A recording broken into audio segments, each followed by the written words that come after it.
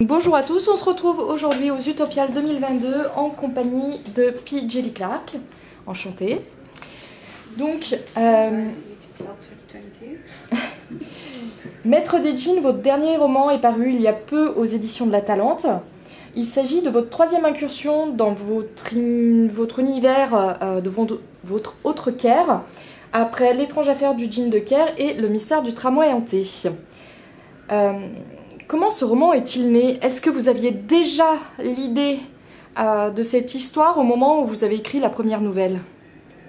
So, The Master of Djinn is your first novel published in France by La Talente, but it's your third story set in your Cairo, your version of Cairo, after A Dead Djinn in Cairo and The Haunting of Tramcar 015.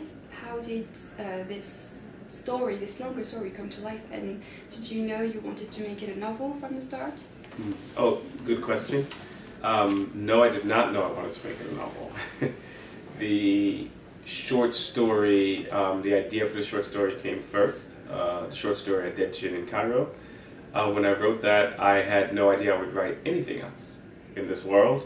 The reception of that first story, however, was so exceptional and surprisingly positive that I decided I have to go back and write. There's nothing that makes a writer want to write more than hearing people say, I like this world. Is there more?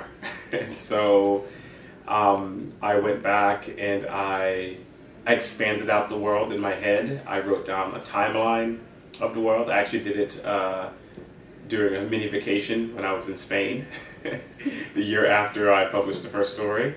One night waiting for dinner, to eat dinner at 10 o'clock in Spain.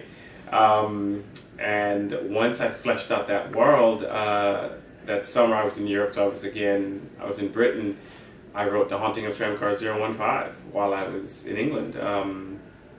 And after that also, people liked that one. So I was like, really, you like this story again? And so I said, well, I guess now I have to write a novel. And that's how A Master of Djinn came about. Also written internationally, written between the United States, Barbados, Cuba. I was traveling and I was writing, and so I got the story written. So yeah, these stories have come about, I always say, because the people who read them, the readers, give me the inspiration to do more. So people have asked me, is there going to be more after this? Well, depends on how much you like this one, I guess. Alors c'est une très bonne question, et non, au départ, en commençant, en écrivant la première nouvelle, je n'avais aucune idée en fait que j'allais écrire plus. C'était vraiment juste un premier écrit qui est sorti comme ça, et en fait c'est la réception du public, c'est les réactions du public et des lecteurs qui a été vraiment exceptionnelle, qui m'a poussée à écrire plus. Parce que finalement, qu'est-ce qui donne le plus envie à un auteur d'écrire? C'est l'envie des lecteurs d'en savoir plus, et c'est la réception des lecteurs. Donc après ça, j'ai décidé d'étendre cet univers et de partir un peu plus loin, et c'est comme ça que la deuxième nouvelle est née. Alors que j'étais en petites vacances, en petit séjour en Espagne, et comme en Espagne on mange très tard, on mange à 10h, j'attendais en fait d'aller manger au restaurant et lors de ma réservation, et donc j'ai pris le temps d'étendre cet univers et de travailler plus loin, de poser mes idées. Et j'ai écrit cette deuxième nouvelle en Angleterre, voilà. Et après ça, cette deuxième nouvelle a aussi beaucoup plu aux fans qui m'ont demandé d'en savoir encore plus. Et donc c'est comme ça que le roman Maître des Djinns est vraiment né, encore une fois de manière internationale. Je l'ai écrit un peu partout, aux États-Unis, à la Barbade, à Cuba, vraiment dans plein de pays différents. Et finalement, en fait, cette série, et peut-être ce qui va suivre, on verra en fonction des lecteurs, se fait grâce aux lecteurs qui m'inspirent énormément. Et vous avez écrit un petit peu au Caire ou pas du tout? Did you write a little bit in Cairo or not at all? Not this book. I visited Cairo earlier, and certainly Cairo is an inspiration. Cairo stays with you. And there are definitely scenes in all of the books that have to do with my travel in Cairo and the things I remember. Alors pas pour ce livre, j'ai pas écrit directement au Caire, mais j'ai visité le Caire avant et c'est vraiment un endroit qui reste en vous. Et donc forcément certaines scènes de mon livre reflètent ça et reflètent mon expérience là-bas et mes expériences de voyage de manière générale. D'accord. Et concernant l'intrigue, est-ce que vous pourriez nous en dire quelques mots pour les lecteurs qui ne vous connaissent pas encore? About the story of Master of Jinn, can you tell us a bit more about it so the new readers can enter your world? Oh, sure. So, A Master of Jinn, in some ways, picks up where a dead Jinn in Cairo left off. It returns us to Agent Fatma at the Ministry of Egyptian Alchemy, Enchantments, and Supernatural Beings. And she is put on a new case, and basically, in this case, there's a mysterious figure in Cairo who claims to be Al-Jahiz, and everyone who's read the books knows that this is the Sudanese scientist and mystic who caused this break between the world of magic and the jinn and our material world. And there's a person running around Cairo claiming to be Al-Jahiz returned and causing a lot of problems. And Fatma is basically on the case to try to figure out what's going on as things, I suppose, get very tense. Alors, Maître des Djinns, en fait, commence l'histoire, commence juste après la nouvelle L'étrange affaire du djinn du Caire. Et on retrouve en fait le personnage de l'agent Fatma qui est mise sur une nouvelle enquête pour retrouver cette fois et faire la lumière sur un nouveau personnage qui vient d'apparaître et qui déclare être Al-Jahiz. Et pour ceux qui ont déjà lu le livre ou les nouvelles, vous savez sûrement que c'est le Soudanais, le scientifique et mystique soudanais qui a créé en fait cette divergence des temporalités entre la version du Caire que j'ai créée et notre version actuelle. Donc c'est sa faute si toutes les choses qui se passent dans le livre se passent. Et donc l'agent Fatma est mise sur cette nouvelle enquête et elle se retrouve évidemment dans plein d'ennuis et de choses. Donc votre roman relève de ce qu'on appelle l'Uchronie, tout en mélangeant donc le polar et le steampunk.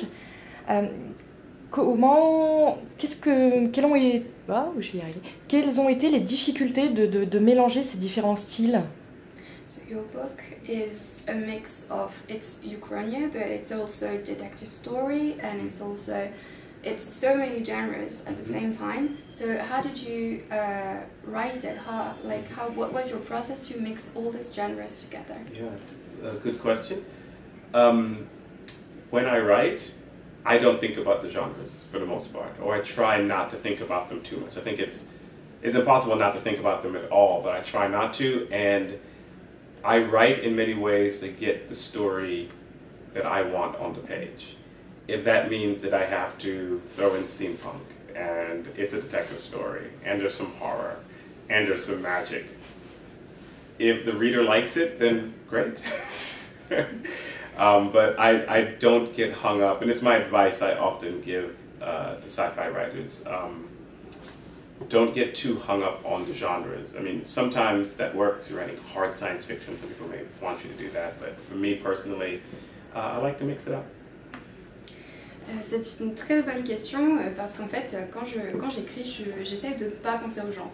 C'est quelque chose qui est quand même difficile à faire, voire impossible de ne pas y penser complètement parce que forcément notre livre va être mis dans une catégorie. Mais j'essaie de ne pas le faire au maximum et surtout de me concentrer sur l'histoire que je veux écrire et que je veux mettre sur le papier. Et que ce soit du steampunk, de l'horreur, de la science-fiction, une histoire un peu plus policière, je réfléchis pas à ça, j'écris d'abord l'histoire. Et encore une fois, je pense surtout aux lecteurs en fait, qui vont aimer l'histoire et pas forcément juste le genre. Et un de mes conseils que je donnerais à n'importe quel auteur de science-fiction, c'est vraiment de ne pas se concentrer sur le genre. Alors certains vont le faire quand même, parce que pour eux c'est très important, mais pour moi ce qu'il faut c'est surtout mixer ce qui nous plaît et sortir une bonne histoire. Et cette histoire, est-ce que votre métier d'historien influe sur votre écriture? Does your job as an historian influence your writing and your stories? Yes, definitely. I think I didn't know how much it would when I started writing because I tried to keep the two separate. But I think I've dipped into a lot of the history that I read, that I come across. There's so much inspiration there to create. And so sometimes without me even knowing that I'm doing it, I'm pulling on history to create. And so like all of the books you guys have literally is a bit of history has been pulled on to create that. So certainly, yes, history has been a great influence. But I always say history influences all science fiction and fantasy, right? Whether it's Frank Herbert's Dune or what have you, everybody pulls on the history of the world because it's the only history we have. It's the only history we know. So. C'est une bonne question parce que oui, bien sûr, j'essaye de vraiment garder ces deux mondes séparés, donc le monde de mon écriture et le monde de ma vie professionnelle. Mais je ne savais pas en fait en commençant à écrire combien ma vie professionnelle d'historien influencerait en fait cette histoire. Mais pour moi, de toute façon, sans l'histoire, on n'a pas grand-chose, puisque en fait, quel que soit le livre de science-fiction que vous lisez, je citerai par exemple Dune de Frank Herbert, mais il y en a plein d'autres évidemment. Vous retrouverez dans tous en fait un petit élément d'histoire, puisqu'en fait c'est la seule histoire avec un grand H que nous ayons, et c'est ce qui compte en fait au final pour s'identifier et pour écrire quelque chose de bien. Et donc dans votre roman, l'intrigue se déroule en 1912. Pourquoi choisir ce point de bascule? So your story starts in 1912. Mm-hmm. Why chose this point in history specifically? Well, it's really funny when you're creating alternate history or counterfactuals, you're always looking for what's going to be the point of change. When I first did this story, I wanted it actually to be a point of change that was going to be in the 1880s. That was going to happen in Sudan. But I moved it, well, I didn't know where the story would be. When I moved it to Cairo, I wanted time to have extended since the Great Change had happened. And I believe in Cairo this happens in 1860 something. And so I said, well, give me about 50 years. About 50 years takes time for new generations to come up, for people to get used to these things, to where it's just, yes, there's a Jin walking down the street, that's every day. And so 1912 just became this arbitrary date. I knew I didn't want it directly during the World War I, and so I wanted a little before. And so that's basically how it was. This was very much a craft issue of how the writer is going to get this world on the page. C'est une question qui est très intéressante et ma réponse va être assez drôle en fait, parce que quand on crée un monde comme ça, une uchronie qui change la réalité finalement dans laquelle on vit, on réfléchit forcément en premier lieu à ce point de bascule. Et en fait, au départ, mon histoire, je l'avais d'abord placée au Soudan dans les années 1880, avant de finalement la changer pour commencer au Caire dans les années 1860, parce que c'est un endroit dans lequel... en 1860, justement, il y a eu des gros changements en fait, au Caire, et je voulais partir de ça et laisser le temps à la société en fait d'évoluer, de s'habituer à ce changement, donc laisser une cinquantaine d'années pour commencer justement en 1912, qui est devenue une date un peu arbitraire par rapport à ça. Voilà, j'ai choisi 1912 sans vraiment choisir, ça aurait pu être 1913, mais je voulais surtout par exemple que ce ne soit pas pendant la Première Guerre mondiale, donc je voulais éviter ça, je voulais passer ça avant, Mais c'était surtout une question en fait de construction du monde et de casse-tête de l'auteur finalement. Et pour vos personnages, est-ce que vous vous basez également sur des personnes qui ont réellement existé? For your characters, do you base yourself or inspire yourself on actual, figures, historical figures, or people you know? For my main, well, certainly I pull in historical characters into this one. I have a French Prime Minister who's a real French Prime Minister. I have a German Chancellor. But for my main characters, they're actually dreamt up on their own. And their personalities grow as I write the story. When I first thought of Agent Fatma, I could imagine her and what she looked like and how she dressed. I knew the suits were going to be there. But as I was writing the story, her personality started developing out of it. And I started thinking, well, how would she react to this situation? And that's kind of like how she was created. Her surname is pulled, Al-Sharawi is pulled from a famous Egyptian feminist, but there's not supposed to be an actual relationship.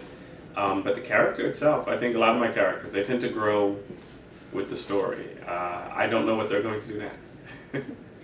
Alors évidemment, comme mon roman est une uchronie, ça va avec. On retrouve forcément des personnages historiques dedans. On voit par exemple un premier ministre français, un chancelier allemand. Mais par contre, pour mes personnages principaux, pour les personnages qui vraiment font l'histoire, c'est plutôt, en fait, je construis plutôt leur personnalité au fur et à mesure de mon écriture. Ce sont des personnages qui se développent avec l'histoire, où je me demande comment est-ce qu'ils vont réagir à telle situation. Par exemple, l'agent Fatma, je l'ai construite au fur et à mesure, c'est comme ça qu'elle est née. Et même si son nom de famille est inspiré d'un nom de famille connu d'une grande famille égyptienne, ils ne sont pas du tout liés les uns aux autres. Voilà, c'est juste un nom que j'ai utilisé comme ça.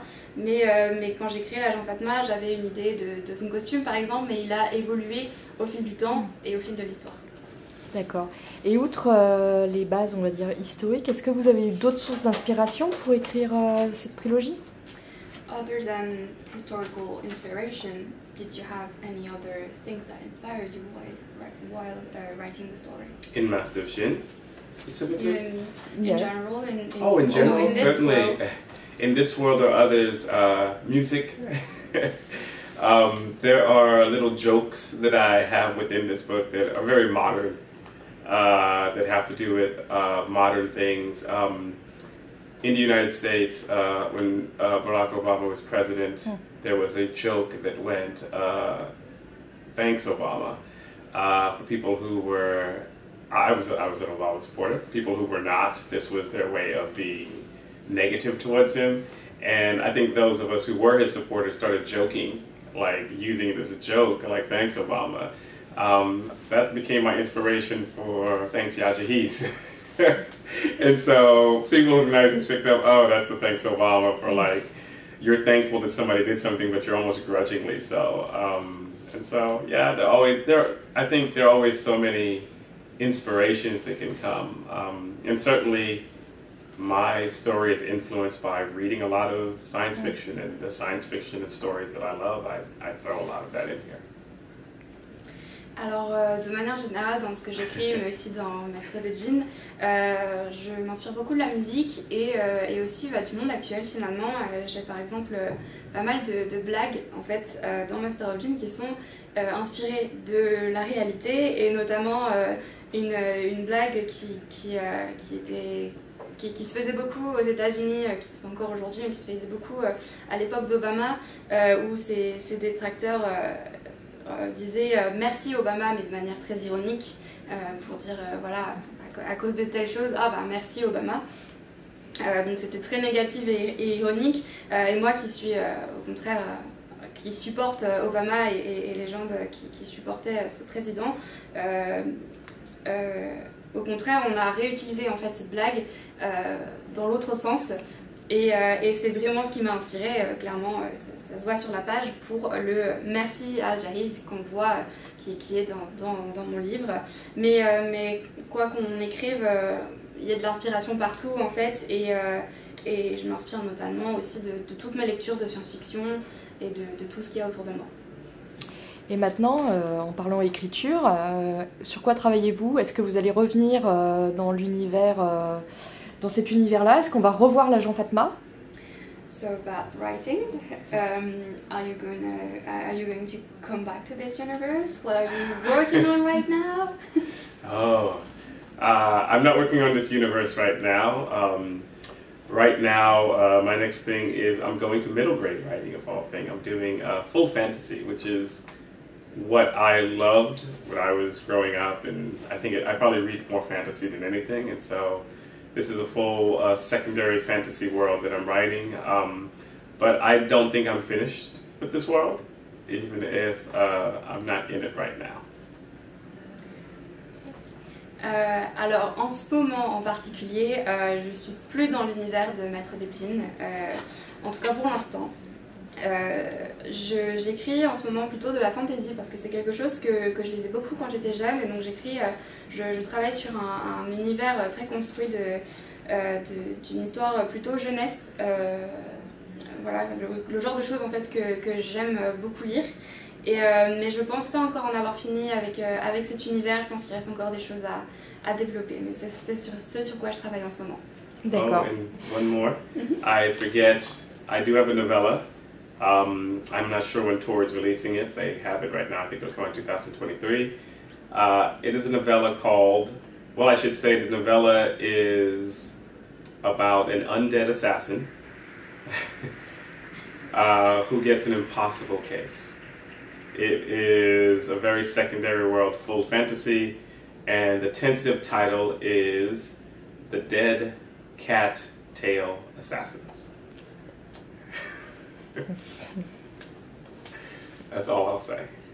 That's the next novella.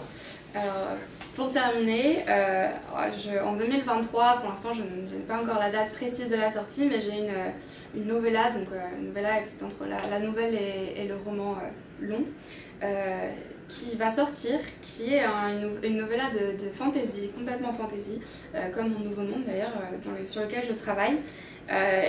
J'en dirai pas beaucoup plus, mais c'est l'histoire d'un assassin non mort qui est mis sur une enquête, sur une mission impossible finalement, et ça s'appellera en anglais The Dead Cat Tail Assassin. Et voilà, c'est tout ce que je pourrais en dire, mais ça arrive normalement courant 2023 en anglais. Ben, on va espérer que ça arrive également en France, qu'on puisse le découvrir. We hope it comes to France as well, so we can discover it. Merci beaucoup d'avoir répondu à ces quelques questions. On vous souhaite un très bon festival. Thank you very much for answering us, and we wish you a good festival. Thank you.